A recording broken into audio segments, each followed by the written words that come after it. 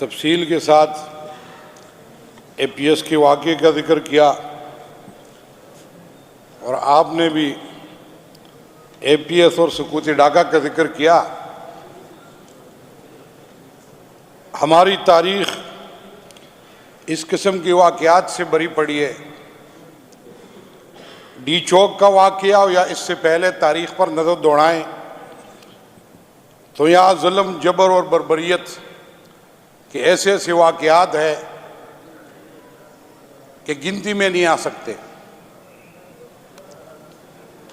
फिरगौन का दौर था या APS का वाक़या, निसारबाज खान ने कादरी साहब APS की जुडिशल कमीशन की बात की। यहाँ बहुत सारे कमीशन बने तमाम वाक़यात के, लेकिन कोई रिपोर्ट आज तक पब्लिक नहीं हुई। और उसकी वजह यह है कि ये कुव्वतें नहीं चाहती कि जो लोग इन तमाम वाक़यात में मुलविस होते हैं वो इस कौम पे आश्कार हो जाए। हमारा ये खित्ता ये पिछले 40 साल से ज़्यादा अरसे से जंग की हालत में है। रशिया वार हो या अमेरिकन वार हो या आजकल दुनिया में जितनी भी जंगें होती हैं, तो जितने भी जालिम से जालिम दुश्मन होता है वो कम से कम इस तरह नहीं करता कि वो किसी की बेटी बहन को उठाए और वीडियो कॉल करके बताए आपको कि ये आपकी बहन, आपकी बेटी, ये हमारे पास है, आप इस तरमीम के लिए वोट देते हैं या नहीं, आप पार्टी छोड़ते हैं या नहीं, इसको बेइज्जत करें। इस तरह कमीनी हरकत दुनिया की तारीख में हमने नहीं देखी। इस मुल्क में अपने अवाम के साथ भी यही हो रहा है। डी चौक का कत्लेआम वो जुल्म और बर्बरियत की इंतहा थी, लेकिन उससे ज्यादा जुल्म और बर्बरियत यह है कि आप लोगों को गोलियां भी मारे और उसकी लाशों को भी छुपाए, फिर लवाहिकीन को लाशें भी न दें। तो ये जुल्म की इंतहा है इस मुल्क में। अब तो जमाना बदल गया, दुनिया बदल गई है। पहले 75-76 साल से ये वाकयात तो होते रहे, लेकिन पूरी कौम को इसका पता नहीं चलता था। आज ये वही हरकतें कर रहे हैं, लेकिन पूरी कौम अब ये नफरत की इंतहा हो गई है कौम की। और जब ये एक्सपोज हो गए तो हम कुल्लम कुल्ला कौम के साथ जंग इन्होंने मोल ली है। कुल्लम कुल्ला कौम के साथ जंग पे आए हुए हैं और हर किस्म के जुल्म और, लेकिन इंतहा यह है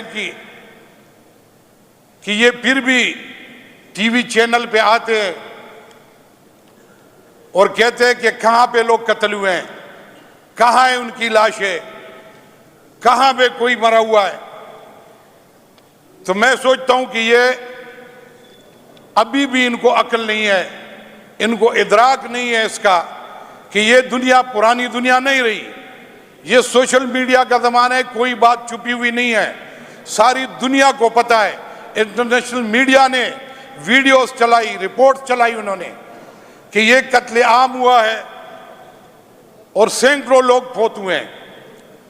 लेकिन जो लाशें छुपाई गई हैं वो फिर जख्मों पे नमक पाशी के मुतरादिफ है। कम से कम अपने प्यारों की लाशें अगर लवाहिकीन को मिल जाती और वो दफन करते तो उनका कभी न कभी उनको चैन आ जाता। लेकिन जो मिसिंग पर्सन के नाम पे जिन लोगों की लाशें इन्होंने छुपाई हुई हैं, तो जब तक लोगों को पता नहीं चलेगा कि उनके प्यारे वो शहीद हुए हैं या वो थानों में है या वो इनकी हिरासत में है, तब तक उनको चैन नहीं आएगा, उसकी जिंदगी जीरन रहेगी। तो मैं मुतालिबा करता हूं इस फोरम से कि जितनी भी इन्होंने लाशें छुपाई है खुदारा कम अज कम लवाकिन को वो लाशें दे दे ताकि वो अपने प्यारों को दफना सके और कौम को भी पता चले कि कितने लोग इन्होंने मारे हैं।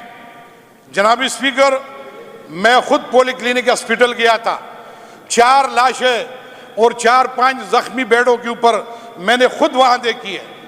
मैंने एक एक लाश के से कफन उठा के उनको देखा है कि हमारे एक साथी को गोली लगी थी मेरे हल्के के, मैं उसको ढूंढ रहा था।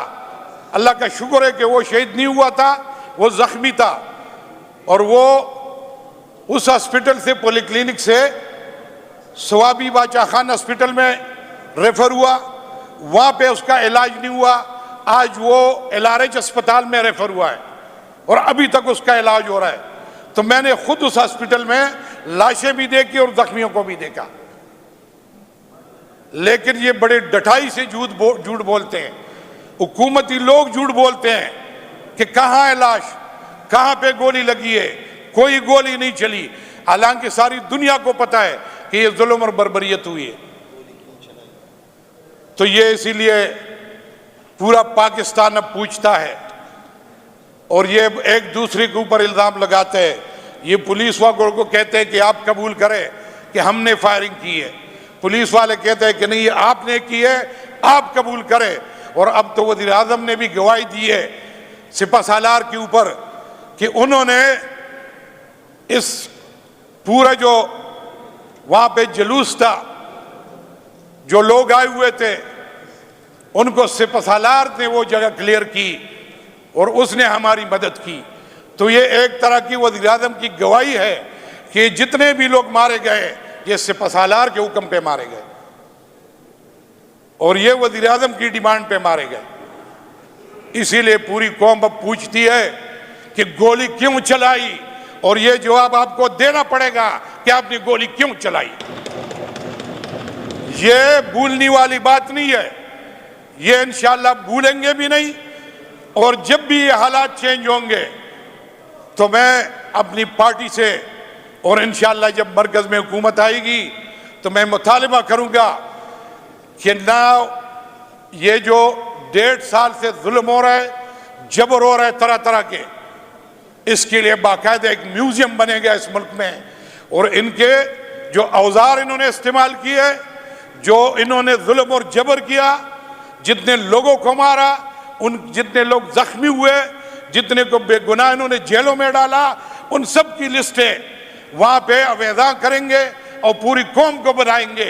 जिस तरह ये वहां पे जनाह हाउस में लोगों को ले जाके बताते हैं कि ये इन्होंने जुल्म किया हुआ है, हालांकि वो इन्होंने खुद किया था। वो इसी तरह बाकायदा एक म्यूजियम कायम करेंगे, इनकी जुल्म की दास्तानें आइंदा नस्लों को भी इंशाअल्लाह बताएंगे।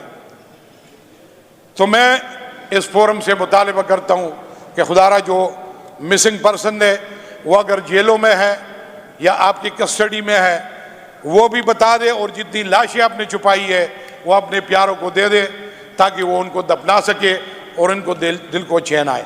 बहुत बहुत शुक्रिया जी। अस्सलाम वालेकुम। कुंडी साहब।